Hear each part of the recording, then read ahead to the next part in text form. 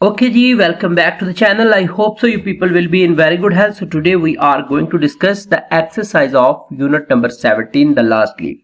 इससे पहले हमने यूनिट नंबर 17 की रीडिंग की थी और उस रीडिंग के अंदर हमने एक्सप्लेनेशन की थी सारे के सारे पैसेजेस की और स्टोरी के अंदर क्या हुआ है वी डिस्कस दैट। ओके, तो आज हम डिस्कस करेंगे इसकी ग्लॉसरी, क्योंकि वीडियो वो लेंथी हो जाती है तो इसलिए रीडिंग के साथ मैं ग्लॉसरी डिस्कस नहीं कर रहा, एक्सरसाइज के साथ कर रहा हूँ।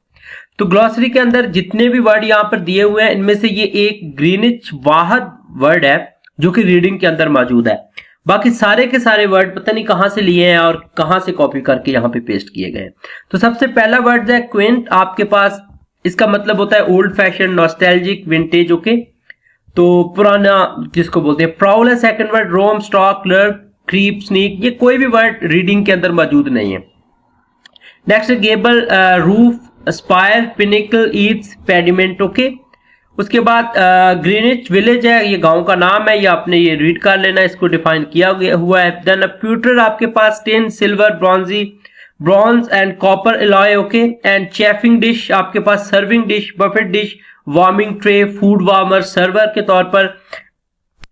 And after that table d'hote, इसको पढ़ेंगे आप तो ये फिक्स्ड मेन्यू होता है, सेट मेन्यू जो ऑलरेडी बफेट होता है, कोजीन बोलते हैं, यानी कि ऑलरेडी होटल की तरफ से या होटल की तरफ से जो फिक्स्ड मेन्यू होता है आपके पास। इसके बाद आपके पास शिकुरी, ये ईटेबल होता है, प्लांट है, इसका सलाद वगैरह बनता है, ये भी देख लीजिएगा। स्माइट है, स्ट्राइक को बोलते हैं, हिट को, सॉरी ये स्ट्राइक होगा, एस लगेगा यहाँ पे।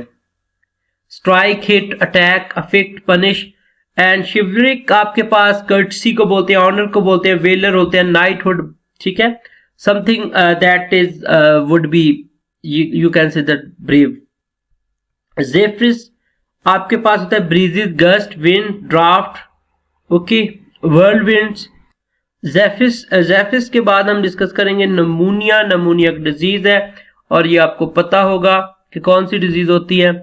उसके बाद हमारे पास है pharmacopoeia, medicine, remedies, drugs, prescriptions, formulary. ठीक है, ये लिस्ट होती है जो डॉक्टर वगैरह देते हैं आपको पास, ऑफिशियल पब्लिकेशन जिसके ऊपर मेडिसिन वगैरह लिखी होती है डॉक्टर। जिस शाप, ये कुछ म्यूजिकल इंस्ट्रूमेंट होता है।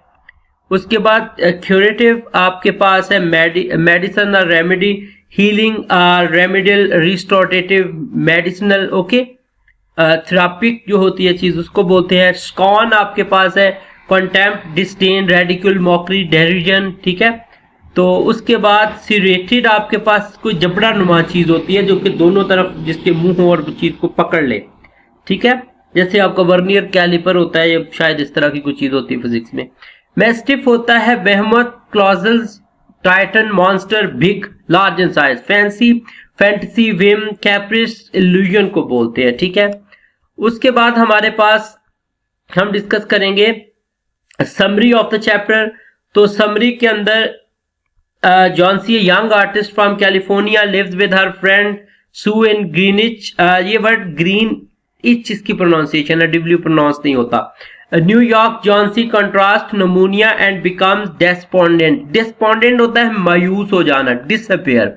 Believing she will die when the last leaf falls from an old vine outside her window. उसके घर के बाहर एक जड़ी बूटी टाइप चीज लगी हुई है, दरख्त है। Sue tries to lift her spirits and old Behrman, a failed painter, helps in a surprising twist. Behrman sacrifices himself to paint a lasting leaf on the wall to give Jauncey hope.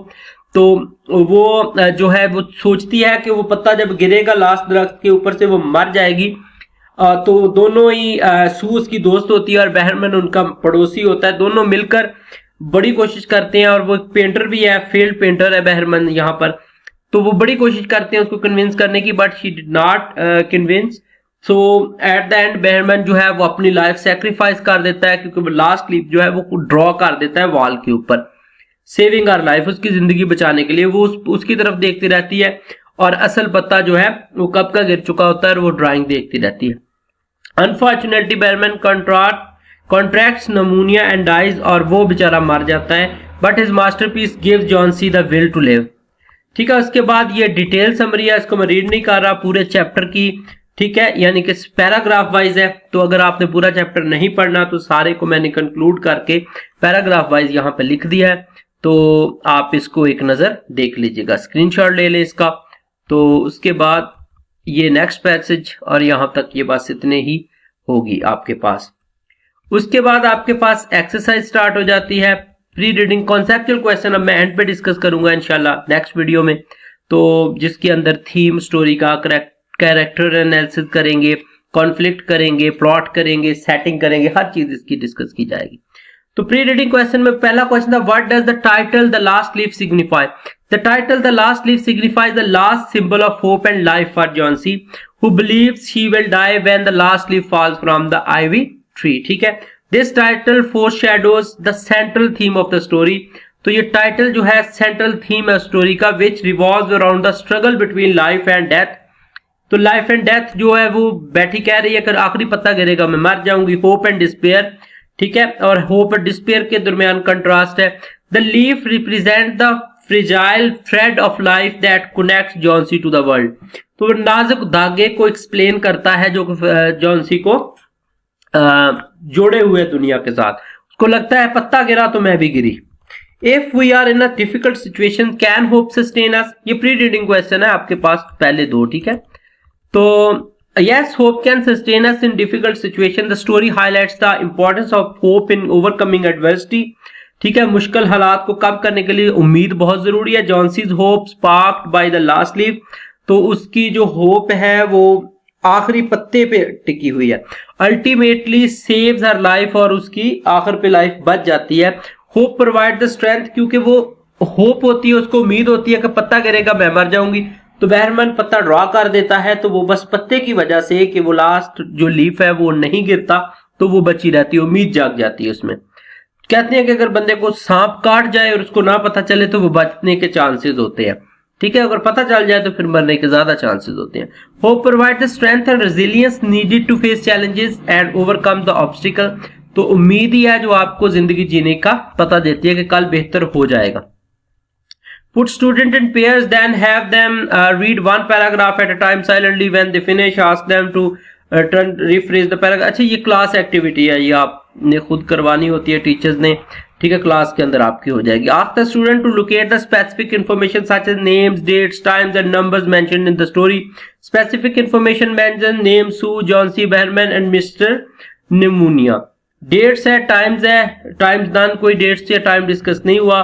Number 40 year, 3 days, 100 leaves, 3 floor, जिसके अलावा और भी discuss हुआ है 6 leaves, 7 leaves, 8 leaves, 10 leaves, 12 leave.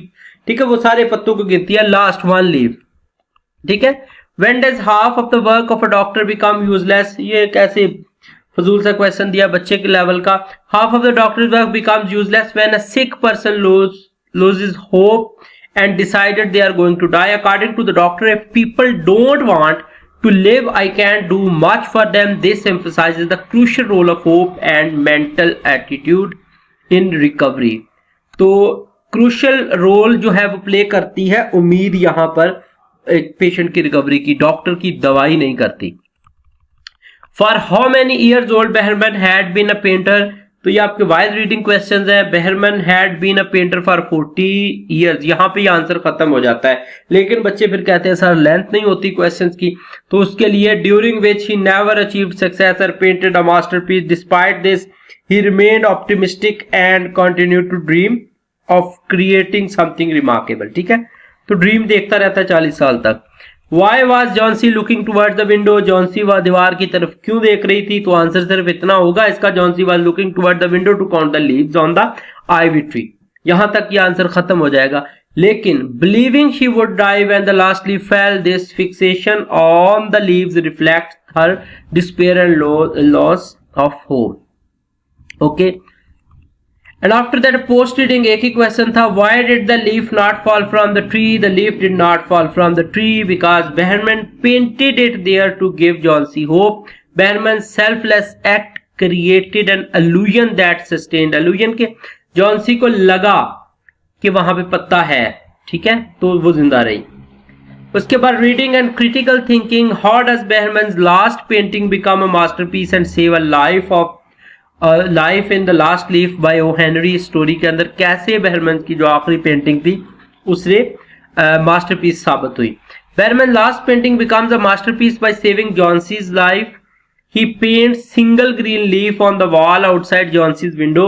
Window के बाहर उस तरह का पत्ता बना देता है, giving her hope to live, और जो उसको उम्मीद देता है जिंदा रहने की। जॉन्सी बिलीव, जॉन्सी को ये यकीन हो जाता है that when the last leaf falls he will die. उसको लगता है कि जब आखिरी पत्ता गिरेगा वो भी मर जाएगी। Behrman's painting deceives her into thinking the leaf is real and she begins to recover. तो उसको लगता है कि जो लीफ है वो रियल है, ठीक है, तो वो बस उसी पे बैठी रहती है कि वो जिंदा रहती है बेचारी। Analyze the friendship between Sue and Johnsy in the last leaf by O. Henry. Sue and Johnsy friendship is strong, supportive and selfless. तो वो दोनों एक दूसरे के लिए बड़ी सपोर्टिव थी, सेल्फलेस थी यानी खुद गर्ज नहीं थी, एंड स्ट्रॉन्ग थी। They share similar interest and values, एक जैसे टेस्ट थे उनके। Sue cares for Johnsy during her illness. Sue ने किस तरह उसका ख्याल रखा, cooks for her and tries to lift her spirits, उसको इनकरेज करने की कोशिश की। So also involve Behrman to help Johnsy recover, उसने बहरमन से भी हेल्प मांगी, showing her concern for Johnsy wellbeing, ठीक है। How would you describe the character of Mister Behrman in the story the last leaf by O Henry? The Mister Behrman is a kind, selfless and talented painter. Despite his age and lack of success, he remains optimistic and committed to his art. तो बड़ा पुरुमीद इंसान था, बड़ा supportive इंसान था, खुद गर्ज नहीं था। He sacrifices himself to save Johnsy life by painting the last leaf in the cold rain, ultimately contracting pneumonia. ठीक है, तो वो नमूनिया करवा लिया उसने, लेकिन जॉन्सी के लिए पिक्चर पेंट करके चला गया, यानी बहुत ही बेजरर और बड़ा ही खुददार और अच्छा आदमी था। How is the last leaf by O Henry a story of hope, friendship and sacrifice? Story of the story showcases hope through the last leaf, ठीक है, उम्मीद दिखाई है कि जब उसको पता होता है कि आखिरी पत्ता गिरेगा मैं मर जाऊंगी, लेकिन पत्ता दीवार पे बना होता है लेकिन वो मरती नहीं है क्योंकि सिर्फ पत्ता नजर आ रहा होता है। Symbolising Johnsy will to live. Sue and Johnsy friendship demonstrate the power of care and support, ठीक है, और उसके बाद Behrman sacrifice exemplify the ultimate act of kindness, giving his life to save Johnsy, ठीक है। तीनों के एग्जाम्पल, पहली में होप है, दूसरे में फ्रेंडशिप है जॉन्सी की, और तीसरे में बहरमन की सैक्रिफाइस है। What is the main point of view in O. Henry's short story The Last Leaf, and what are the three coincidences in this story? The point of view is third person, ठीक है, third person में लिखी गई है, ठीक है। The three coincidences are Behrman's painting skills. Number one, the last leaf's presence and Behrman's sacrifice occurring during a stormy night, ठीक है। उसके बाद does Johnson's doctor think that she will recover from her illness? And does Johnsy plan on getting better? Initially, the doctor thinks Johnsy chances are slim, but slim means low, okay? But later says she'll recover with care. Johnsy initially loses hope, but regains it after seeing the last leaf. तो आखिरी पत्ते को देख के उसमें उम्मीद वापस आ जाती है। How is pneumonia described in the story? In the story, pneumonia is personified as a cold stranger, ठीक है। Mr. Pneumonia who touches people with his icy finger. This personification gives pneumonia a sinister यानी गुनाहगार and a deadly character, emphasizing its devastating impact. उसके तबाह कर देने वाले असरात जाहिर करता है on those who contract it, जो उससे मिलता है उसको वो बर्बाद कर रहा है। Mr. Pneumonia is described as moving through Greenwich Village, touching one person here and another there, spreading illness and death. This personification creates a vivid image of pneumonia as a ruthless and unstoppable force, यानी कि एक बेढंगी और बेजरर इंसान और बड़ा ही ruthless mean rude type का। What is the significance of ivy leaves? The ivy leaf symbolizes life and hope for Johnsy. She believes she'll die when the last leaf falls. The leaves signify life and death, hope and despair and resilience. Behrman's painted leaf extends his symbolism, representing selfless love and transcendent reality. The leaves link Johnsy to nature, emphasizing her place within it. They serve as a metaphor for human existence, underscoring life's preciousness. Okay, तो जिंदगी की खूबसूरती बताता है, symbolize करता है selflessness को, despair को, होप को, हर चीज को सिंबलाइज कर रहा है, डेथ को। ओके, तो अच्छा जी, इसके बाद क्वेश्चन नंबर 9 है, who was struck by pneumonia in the story the last leave. The character in to character in the story was struck by pneumonia. ठीक है, नंबर 1 जॉनसी। ठीक है, आंसर इसका सिर्फ इतना ही बनता है, जॉनसी। और नंबर 2 मिस्टर बैरमैन। और अगर आपने ये डिटेल भी पढ़नी है तो ये भी आप पढ़ सकते हैं आंसर को लंबा करने के लिए। ठीक है, उसके बाद क्वेश्चन नंबर 10 है आपके पास, what is the main idea of the story the last leaf by O Henry. The main idea of the story the last leaf by O Henry is that hope, selfless love, यानी जो loss मोहब्बत होती है, and the human spirit, और इंसान की जो spirit है, करेज है, बहादुरी है, can overcome even the darkest of the circumstance, बुरे से बुरे हालात से भी उसको निकाल सकती है। The story explore the theme of hope and despair. ठीक है, उम्मीद और नाउम्मीदी, friendship and sacrifice, the power of art, resilience of the human spirit. ठीक है, उसके बाद चैप्टर नंबर 11 है, discuss the following elements of the plot of story, exposition, setting, climax, character development, resolution. यहाँ पे हल्का हल्का सा डिस्कस किया है मैंने, इंशाल्लाह डिटेल से नेक्स्ट क्वेश्चन में हम डिस्कस करेंगे, ताकि जिस तरह आपके एग्जाम में आता है वैसे ही उस तरह। The exposition introduce the setting, Greenwich Village and the main character Sue and Johnsy, two young artist living together. It establishes their friendship, shared interest and lifestyle. ठीक है, उसके अलावा introduce Behrman and old painter. Setting इसकी है, the setting is Greenwich Village, New York during the winter, the narrow street, old buildings, cold weather create a somber means sad atmosphere. Okay, sad atmosphere वो create कर रहे हैं। Reflecting Johnson's illness and despair. The setting also highlights the contrast between the warmth of the Sue and Johnson's friendship and the cold, harsh reality of pneumonia. उसके बाद climax occurs when Berman paints the last leaf on the wall outside Johnson's window. This selfless act gives Johnsy hope and inspires her to recover. The climax is emotional as Berman's sacrifice and Johnson's renewed will to live create a turning point in the. Behrman जब paint करता है तब वो climax था। ठीक है, तो जॉनसी की उम्मीद क्लाइमेक्स थी, और उसके बाद जॉनसी का दोबारा से जी उठना था। कैरेक्टर डेवलपमेंट है, सबसे पहले सू है। सू का कैरेक्टर जो है केयरिंग है, स्पोर्टिव है, डिटरमिन्ड है। Sue character remain steady throughout, एक जैसा रहता है। Johnsy initially hopeful then despairing. Johnsy character evolves as he confronts mortality. ठीक है, तो उसका कैरेक्टर्स रिवॉल्व होता है, पूरी स्टोरी के अंदर चेंज होता रहता है। Behrman initially portrayed as a failed painter. Behrman character reveals depth through his selfless act. ठीक है, उसके बाद resolution of the story.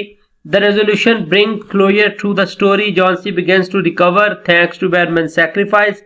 Behrman sacrifice दे देता है, यानी मर जाता है। जॉनसी रिकवर हो जाती है। Behrman however contrast pneumonia and dies, और वो मर जाता है। The story conclude with Sue and Johnsy renewed appreciation for life and friendship. तो उसके लिए वो दोबारा लाइफ एंड फ्रेंडशिप को एप्रिशिएट करती हैं जॉनसी और सू, दोनों बैठकर, तब स्टोरी आपके पास एंड हो जाती है। Okay, life and friendship and the resolution highlight the themes of hope. तो एंड पे हमें hope, sacrifice and power of human connection की समझ आती है। कॉन्सेप्चुअल क्वेश्चन आगे मैंने डिस्कस किए हुए हैं, एंड इंशाल्लाह we will discuss it into the next video. तो अभी हम देखते हैं objective portion of the exercise के। एक्सरसाइज से ऑब्जेक्टिव रिलेटेड क्या क्या चीजें हैं। तो यहाँ पे चूज द बेस्ट आंसर है। There are meteor showers each year. Wow, ये उन्होंने द शूटिंग स्टार वाले का यहाँ पे ना उन्होंने कॉपी करके पेस्ट किया हुआ है। ठीक है, लेकिन इसका करेक्ट आंसर नमूनिया होता है। हो सकता था कि वो क्या वो करना। Behrman painted the leaf because he wanted to save Johnsy life. Towards winter a cold stranger name pneumonia. ठीक है,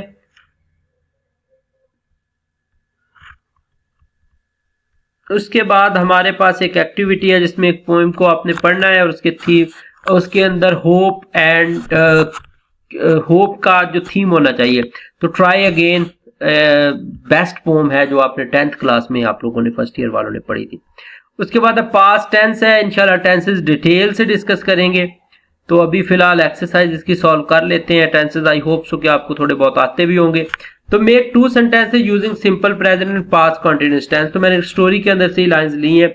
she paints beautiful landscape in her art studio every day. So paint, ठीक है। पेंट यहाँ पे आई first form of verb है आपके पास, ठीक है।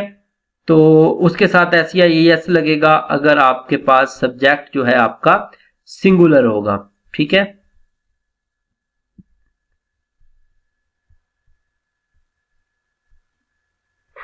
तो अगर सब्जेक्ट आपके पास सिंगुलर होगा तो एस का एडिशन हो जाएगा।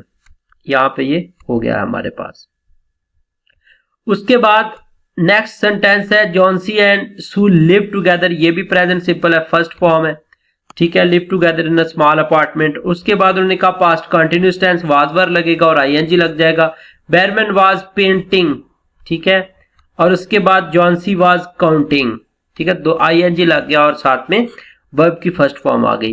वो कहते हैं put the verbs into the correct form. तो the children collected the chestnuts that fall from the tree.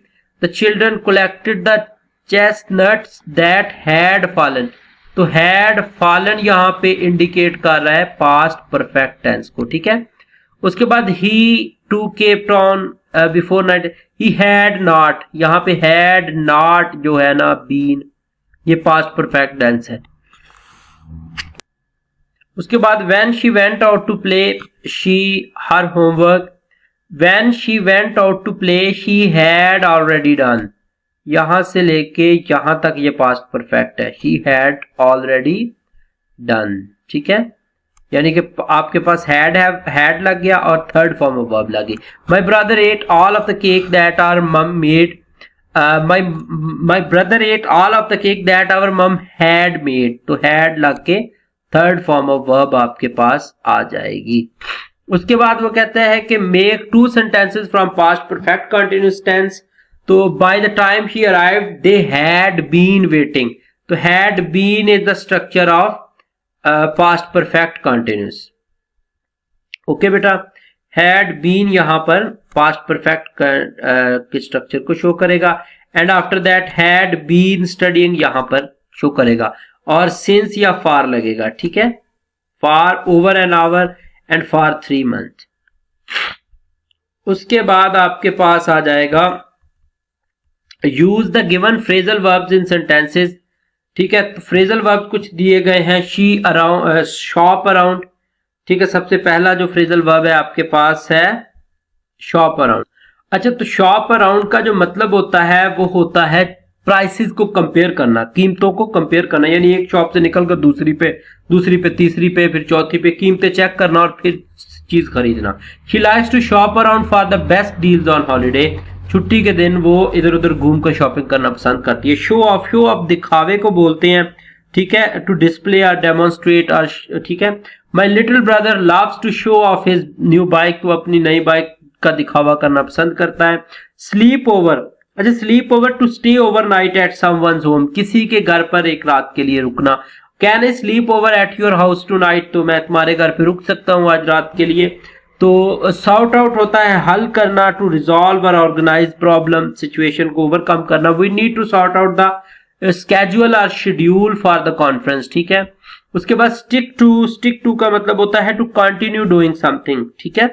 If you want to learn the language, you have to stick to your study plan, ठीक है। तो आपको continue रखना होगा। Switch off का मतलब होता है to stop. Don't forget to switch off the lights before you leave. जाने से पहले लाइट्स ऑफ करना मत भूलिएगा। अल्लाह हाफिज और लाइट्स ऑफ कर जाइएगा जाते हुए।